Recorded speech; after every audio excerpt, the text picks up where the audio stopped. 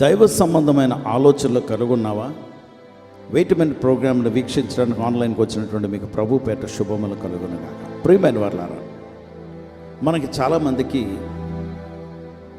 క్రైస్తవులుగా రక్షింపబడినప్పటికీ ఒక రహస్యం మనకు తెలీదు. ఏమనంటే తెస్సలోనీయులకు రాసినటువంటి మొదటి పత్రిక 5వ అధ్యాయంలో ఆఖరి వచనాల్లో may your spirit, soul and body be unblamed, may be found unblamed in the sight of God. దేవుని దృష్టిలో మీ ఆత్మ, జీవము, శరీరము నిందారహితముగా ఉండునుగాక. 3 భాగాల గురించి చెప్పాడు. మీ బాడీ, మీ శరీరం, మీ జీవము అంటే మీ సోల్, మీ ఆత్మ, మీ స్పిరిట్. ముఖ్యం ఏంటంటే మీ ఆత్మ రక్షింపబడ్డది. చచ్చిన స్థితి నుండి నూతనమైనటువంటి రక్షింపబడిన జీవం కలిగిన పరిశుద్ధాత్మతో మీ ఆత్మ ఐక్యత అయిపోయారు. ఇప్పుడు మీరు మీ జీవంలో మీ ఆలోచనలు, మీ నిర్ణయాలు, మీ భావోద్రేకాలు దేవుని క్రమంలోకి రావాలి. మీ శరీరము ఎక్స్పోజ్ అయ్యేది లోకానికి కనుక లోకానికి ఎక్స్పోజ్ అయ్యే మీ శరీరాన్ని క్రమపరిచి దేవుని బాటలోకి తీసుకురావాలి. ఇది ఆత్మీయ జీవితం. ఈ ఆత్మీయ జీవితానికి మనము పరిశుద్ధాత్మతో నింపబడితే తప్పించి మనం చేయలేము.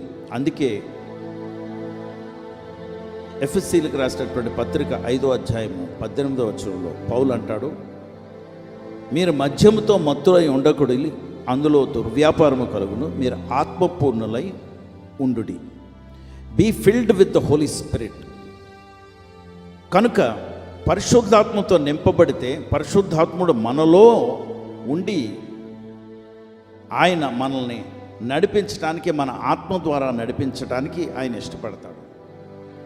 మనము కూడా దేవుని వాక్యానికి చోటిచ్చి నిర్ణయాలు, దైవ సంబంధమైనటువంటి నిర్ణయాలు కలిగి ఉండి, అంతేకాదు మన భావోద్రేకాలు కూడా దైవ భావాలు కలిగి ఉండి మన శరీరము ఆయనకి మందిరంగా మనం ఆఫర్ చేయాలి, మనం ఆయనకి ఇవ్వాలి. అయితే మొత్తం అంతా ఈ సబ్జెక్ట్ అంతా నేను ఈరోజు వర్ణించడానికి సమయం సరిపోదు, కానీ ఒక్క భాగం, చాలా ముఖ్యమైనటువంటి భాగం మీ ఎదుటికి తీసుకురావాలి. అది ఏంటంటే మీ మనస్సు లోకంలో ఉంది. లోకంలో ఉన్నప్పుడు, మీరు లోకస్తులుగా ఉన్నప్పుడు, మీరు లోక సంబంధమైనటువంటి చదువులు, అనుభవాలు, లోక సంబంధమైనటువంటి విధానంలో పాటించారు. ఇది మరణానికి తీసుకువెళ్ళింది. మనం రక్షింపబడ్డాం కనుక మన ఆత్మ రక్షింపబడ్డది. ఇప్పుడు మనము మన మైండ్ని, మన మనస్సుని క్రమపరిచి దేవుని బాటలోకి తీసుకురావటానికి ప్రయత్నించాలి. ఇది కొంచెం కష్టమైనటువంటి పనిగా కనబడుతుంటుంది. కానీ పరిశుద్ధాత్మతో నింపబడ్డామనుకోండి, కొరింథీయులకు రాసిన మొదటి పత్రిక 2వ అధ్యాయంలో పరిశుద్ధాత్మ నింపుదల గురించి, నడిపింపుని గురించి రాయబడతాయి. పరిశుద్ధాత్మతో నింపబడితే లౌకిక ఆత్మ మనల్ని దూరపరిచి వెళ్ళిపోతుంది.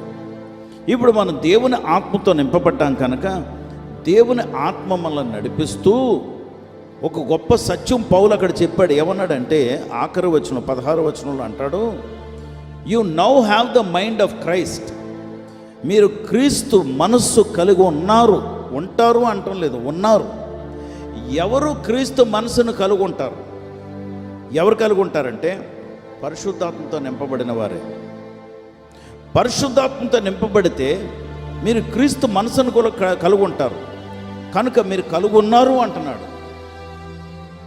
క్రీస్తు మనసును కలిగి ఉంటే క్రీస్తు తలంపులు ఉంటాయి, క్రీస్తు ఆలోచనలు ఉంటాయి, క్రీస్తు మాటలు చదువుతాం.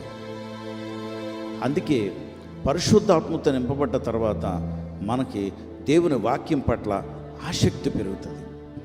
దేవుని బిడ్డలారా, నేను రక్షింపబడ్డ తర్వాత బైబిల్ చదివేవాడిని, చాలా చదివేవాడిని. కానీ ఆత్మతో నింపబడ్డ తర్వాత ఇంకా దాహం ఎక్కువైపోయిందండి. ఆత్మదాహం ఎక్కువైపోయింది. దేవుని మాటలతో, దేవుని ఆలోచనలతో, దేవుని చిత్తంతో నా మనసంతా నింపుకోవాలని అస్తమానం చదివేవాడిని. అది చదువుతూ ఉంటుండగా మన ఆలోచనలు మారుతుంటాయి. ఎందుకంటే లోక సంబంధమైనటువంటి ఆలోచనలతో నింపబడినటువంటి మన మనస్సు ఇప్పుడు క్రమక్రమంగా దేవుని ఆలోచనలతో నింపబడుతూ ఉంటుంది. వాస్తవానికి ఒక పెద్ద చెట్టు లాంటిది మన బ్రెయిన్, మన మనస్సు. ఈ మనస్సులో విత్తనాలు నాటబడినప్పుడు ఆ విత్తనాలన్నీ లోక సంబంధమైనటువంటి విత్తనాలు కనుక వ్యాపించి పెద్ద వృక్షాలు అయిపోయాయి. ఇప్పుడు క్రమక్రమంగా ఆ వృక్షాన్ని నీళ్లు లేకుండా, సారం లేకుండా ఎండపెట్టి పచ్చగా ఉన్నటువంటి సారవంతమైనటువంటి యేసుక్రీస్తు వారి వాక్యం అనే విత్తనాలతో మన మనసును నింపుకుంటే అవి పెద్ద వృక్షాలై ఆత్మీయ జీవితాన్ని నడిపించడం మొదలు పెడుతుంది. కాబట్టి మీరు ఆత్మతో నింపబడలేదా? ఇప్పుడు ప్రార్థన చేస్తాను. రెండవది, దేవుని వాక్యంతో, దేవుని మాటలతో మీరు మనసుతో నింపబడాలని నేను ప్రార్థన చేస్తాను. పరిశుద్ధుడా ప్రభా, మీకు వందనాలు, స్తోత్రాలు. నీ బిడ్డలను ప్రభా మీ ఆత్మతో నింపమని ప్రార్థన చేస్తున్నాను. రక్షింపబడి ఇదిగో వీక్షిస్తున్నటువంటి నీ బిడ్డలందరూ కూడా నీ ఆత్మతో నింపబడుదురుగాక. నేను పలుకుతున్నటువంటి మాటలను బట్టి ప్రభా మీ హస్తాలు మీరు చాపి ఓ రబలారా షిక్కో నాయన మీ బిడ్డల మీద మీరు చేతులుంచి మీరు మీ సన్నిధితో నింపుతున్నారని నేను నమ్ముతూ ఉన్నాను. నీ బిడ్డలు నింపబడుదురుగాక. ఇప్పుడు నాయన ఇదిగో మీ బిడ్డల్ని మీ ఆత్మతో నింపారు కనుక వారికి మీ మనస్సు ఉన్నదని నీ లేఖనాన్ని విడుదల చేస్తున్నాను. వారు క్రీస్తు మనస్సు కలిగి ఉన్నారు కనుక నాయన వారి ఆలోచనలు మార్చబడునుగాక, వారి తలంపులు మార్చబడునుగాక, వారి ఉద్దేశాలు మార్చబడునుగాక, వారి నిర్ణయాలు క్రీస్తు నిర్ణయాలుగా ఉండునుగాక, వారి శరీరంలో దేవుని మందిరాలుగా ఉండునుగాక, వారి భావాలన్నీ కూడా క్రీస్తు భావాలుగా ఉండునుగాక. నీ చేతులకి మమ్మల్ని మేము అప్పచెప్పుకుంటూ నీ నామానికి మహిమ, ఘనత, ప్రభావములు చెల్లిస్తూ మా ప్రభువు రక్షకుడు యేసుక్రీస్తు వారి నామములో ప్రార్థించి వేడుకొంచున్నాం తండ్రి. ఆమేన్.